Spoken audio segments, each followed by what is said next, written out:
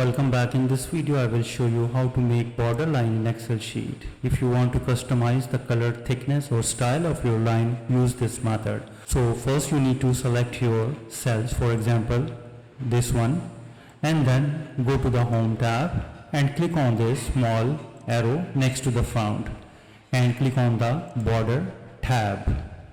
Now here you can customize your border. For this you need to select the style of your border. For example, you want a solid line, solid thick line, select it and then click on the color and choose the color of the line, for example red.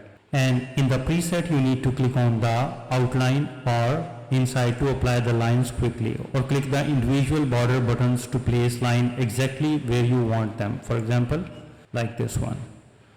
And now click OK to proceed, and here you can see that.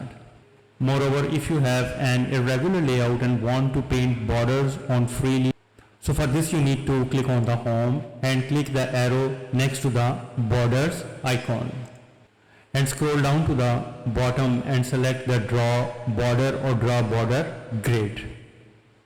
Here is the Draw Border or Draw Border Grid. Select Draw Border. And now you will see that your cursor will turn into a little pencil. Just click and drag over the cell edge where you want the lines to be appeared, and here you can see that. You can also, if you want to straight line, you can simply drag the pencil like this one. You need to press escape on your keyboard when you are finished drawing. And if you want to quickly remove the border, you need to select all the cells and go to the border and select no border, and here it is. So this way you can easily make border line in Excel sheet. If you think this video is helpful, please support my channel. Thanks for watching.